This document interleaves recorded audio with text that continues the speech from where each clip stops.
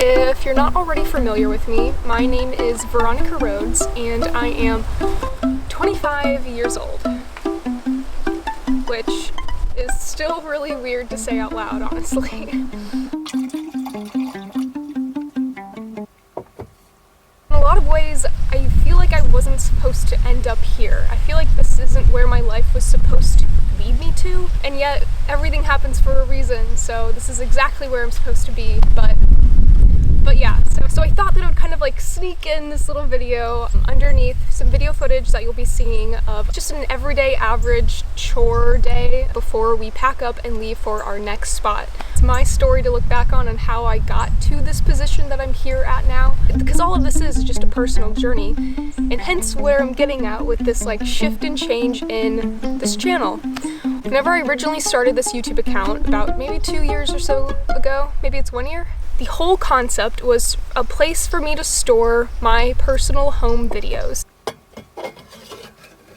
So I had somewhere to look back on in my older years of my younger self, just hanging out with friends, painting with strangers, walking around the city, road trips with, you know, good pal at the time, like whatever the case may be. That was the whole premise, was just a place to like dump silly little videos with my silly little friends of my silly little life.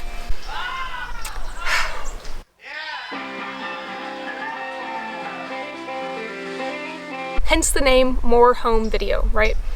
So that was like the whole concept. I'm really attracted to tangibility. I like being able to hold something in my hand, which is what I always kind of like associated film with. Back in the day, I would give them my film and I would get back my negatives and then prints of that film in return. So in order to see the photographs that I have taken, I was forced to hold them in my hand before I could like, you know, swipe 1,000 times to like find the perfect one. Like I had to wait weeks to get my photos back, and then when I did get them back, it was in a physical format, which is just something that I've always been really appreciative of. So when it came to trying to record video footage, I wanted to bring that love of analog into the videography.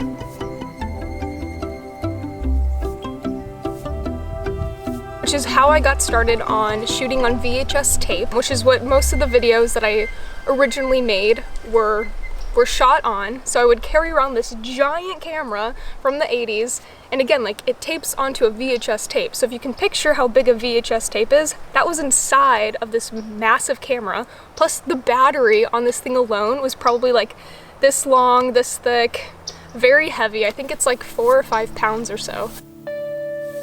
But yeah, so it was just this like, this whole ordeal, and I would track this thing everywhere, from downtown to baseball games to concerts to grandma's house. Like I brought this thing everywhere, and because I did that, I was able to document so many silly little endeavors that like just happen naturally on tape, and I thought that was so cool. Something else that I just really love about like analog in general is nowadays, like in modern times, people just react differently in front of the camera whenever you bring out an old-timey piece like that. I'm not even saying the VHS camcorder is that old-timey, right? Like it only came out in the 80s. But what you're able to capture from someone's like expression to like just how like real and raw they are on screen is so different than if you brought out this shiny camera that I'm recording on right now in front of someone. People, and even me, like right now, this weirdo on your screen, very awkward, and people would just kind of like naturally tense up at first and are kind of like, hi, hey mom, like that kind of thing. Whereas if I bring out this like chunky bad boy from the 80s, people are like, oh, what's up? Like, let's get ice cream. I don't know, like, does any of that make sense? Like, the way that people react is just more natural and more themselves. So that's one of the millions of reasons why I just really enjoy shooting in analog, whether that's photo or video. But anyway, I digress. So now that we're officially in the van and everything, and I found myself having a little bit of more free time than I typically would have prior to the van life, if you will, and I chose to not bring that giant, beautiful, chunky monster just due to the sheer size that it takes up inside. it would just be too much. So hence why I have busted out this thing that I'm on now, and it takes up a lot less space. The picture quality, I mean, like, it shoots in 4K, so I really can't complain if, like, that's your thing, which I don't know how, I'm still warming up to it. I'm still warming up to digital. Oh my god, this wind is so cold. I do have a jacket with me, but I'm afraid that I'm just gonna start burning up. I'm just like an extremist on all levels. I'm either too cold or I'm too hot. I'm too this or I'm too that. Like, I'm never satisfied. I don't know. Okay. I'm putting it on.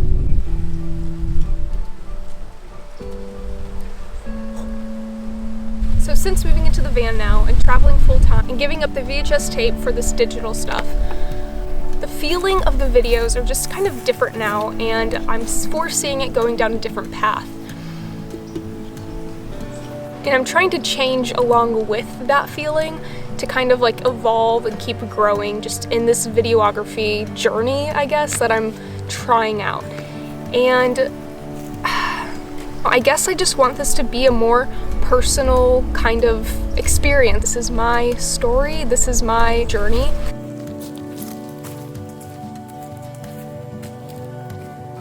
And with hiding underneath an alias name of More Home Video, which it was an alias name for me, I didn't want to be known. I just wanted a place to like home these little shorts, which I think that there's still some on my channel, but again, like, they're really silly, off the wall. Like, it's just like me putting stuff to music that I appreciated at the time. And it wasn't really so personal, like me in front of the camera, like talking about anything. So now that we're doing this like van thing and we're living a life of humble travelers, I really wanted to hone in on, this is me. What you're seeing here is all me. This is my story, it's my experience, it's my journey. And while I'm on this journey with a partner, yes, this isn't like some kind of combined channel or combined story. Like, this is all me, which is something, you know, that I get comments on when it comes to my film photography. I'll have people be like, oh, you and Logan are such a creative duo. Oh, you and Logan remind me of this photo couple. Oh, blah, blah, blah, blah, blah. And it just kind of sucks. Like, why people just have to associate all of my work as like a pair joint effort.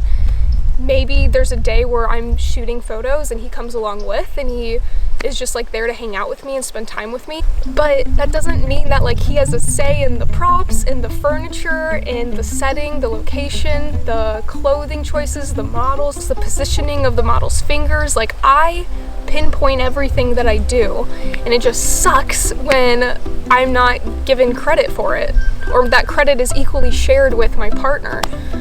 So when it came to this video thing, I wanted to make sure that I could be as clear as possible. And yes, I am in a committed relationship and we live in a van together and we do a lot of things together, but this is all me. This is mine. This is my corner of the internet. He can have his own corner of the internet, you know, like, he does his own thing, I do my own thing, and that's cool. Like, that's how it is.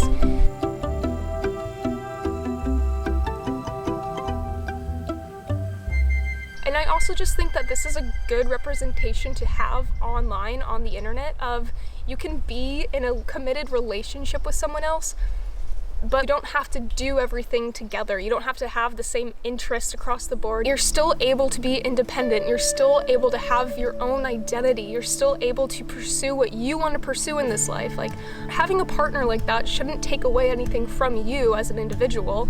You should be building each other up so you guys can both grow and be the best versions of yourself by helping each other be the best versions of yourself, right? I think it's just like an important thing to showcase online nowadays, when like all I see is either solo female traveler or perfect travel couple content displayed here. Like, there's not really like a middle ground. So like, that's me. I'm the middle ground. I'm not a solo female, and I'm not doing couple-y content, but I am in a relationship and I am a female, so that's where you'll find me, is right here. Okay, anyway, Yeah, so the whole premise of this video is just kind of telling the story of how I even got here. Because in a lot of ways, my life wasn't supposed to look like this. As any good story from a young adult starts, let's begin with the graduation of high school. My best friend and I ended up spending a summer out in Alaska where we worked on a peony farm in exchange for a place to sleep every night and food, like a meal 3 times a day. So we would work 5 hours a day, 5 days a week on the farm, and then in exchange for that work, we didn't get paid money or anything like that, but we had a bed to sleep in and food to eat. They also gave us like bikes that we could ride into town on because we didn't have a car and they didn't, they weren't going to drive us anywhere that we wanted to go, of course. So we biked into town like every day for coffee or for thrifting, and life was really cool. But that was the first time that I'd ever done any kind of traveling on my own.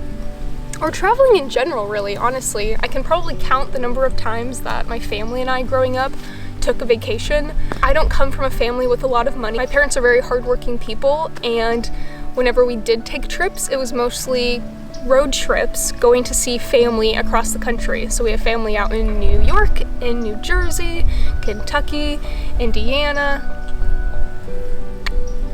and that's about it. So those are the places that I've been to the most in my life, which is cool, which is awesome. But this Alaskan trip was the first time that I've ever been on a plane. It was the first time that I've ever experienced another kind of way of life, a different culture. So like, even though it's still in the same country, right? Like we're still in the US of A, people just lived a lot differently out there. And it opened me up to this idea that I always felt in my soul, I always felt in my heart of I want to travel, I want to see the world, I want to explore.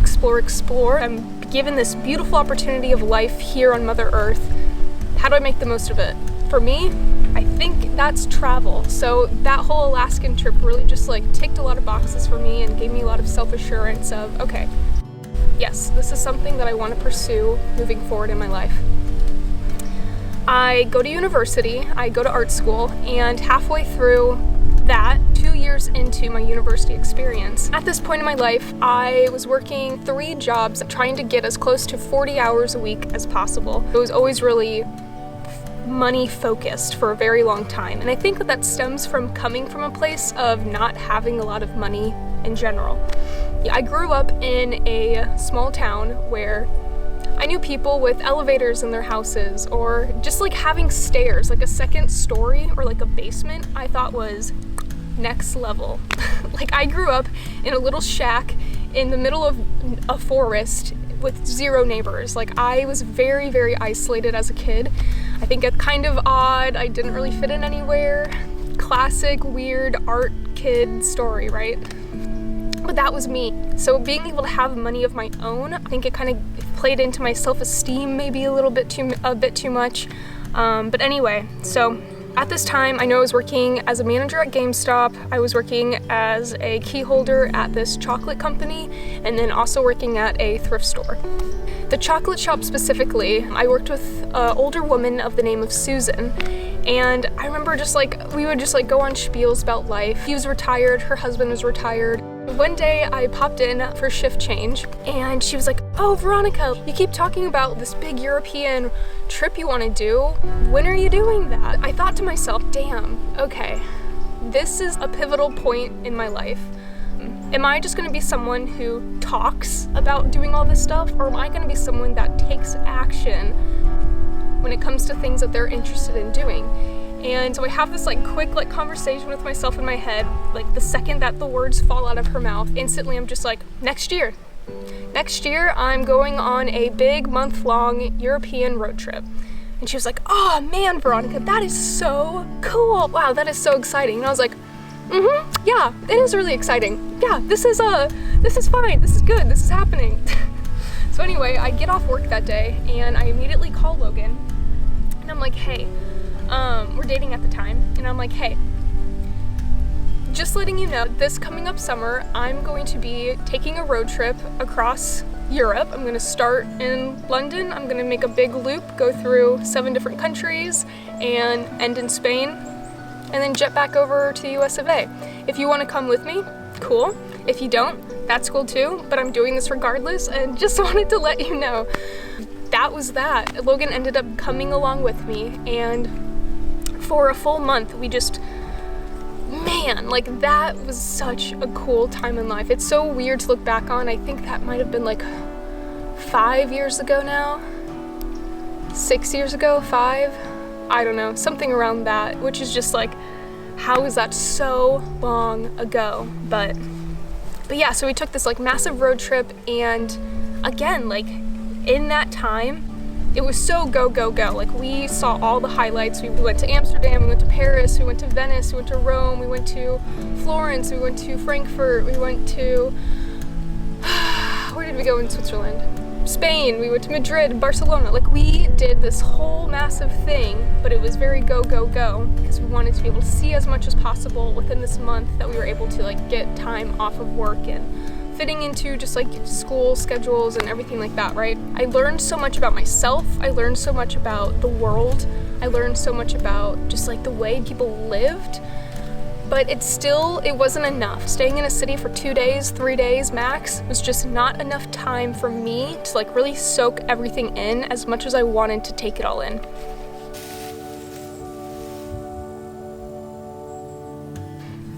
So flash forward 2 years from then, I have a month or two left of school to get my bachelor's degree, and I have an internship at a graphic design studio. And I was so miserable. All of the reasons that I went to art school was to, you know, avoid sitting behind a desk every day of my life, to have creative freedom, to make connections within my community, like all of these things. And I get a job at a really great, renowned graphic design studio in my community, and what did I find myself doing? I was sitting behind a desk for 8 hours a day. I was doing these horrible like designs that, there's a bee on the camera.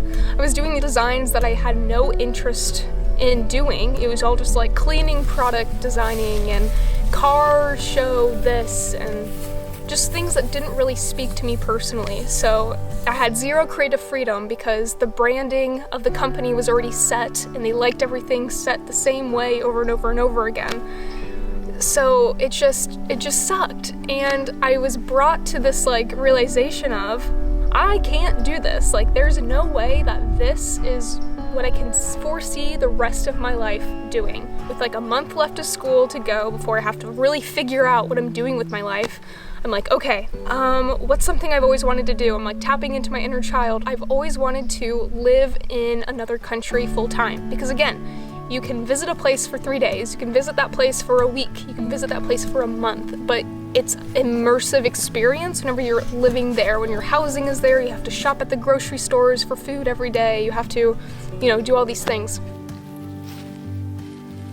So as a 21-year-old college graduate, the easiest way that you can move to another country besides getting married to someone in that country is by teaching English. And specifically when you're 21, it's teaching English in China. So while Asia and China like weren't on like, you know, like my top 3 of places I want to live in the world, it checked all the boxes in the sense that it wasn't in the United States, I was completely on the other side of the world, and it was a completely different culture that I have had no experience in whatsoever firsthand. So I'm like, perfect, I'll try this out. I'll see what Asia's all about. We'll see what China's about. Why not? Let's just go for it. So I applied to a company to teach English, and I went through like all of these, you know, like FaceTime interviews. I get the job. I spend the next few months going through all of the training that you need to become a certified English teacher in a foreign country. I went to the Chinese embassy to get my Chinese visa. I got my plane tickets. I got my classroom assigned. I got my housing situated. Like I had everything figured out as far as what my life was looking like. And that summer after graduation, we eloped in Switzerland and stayed there for about like 2 weeks or so. After that, we went to Greece. After there, we went to Ireland. And then after Ireland, we went to Scotland and just had like the most amazing, beautiful time of our lives. And again, just like it really honed in on me.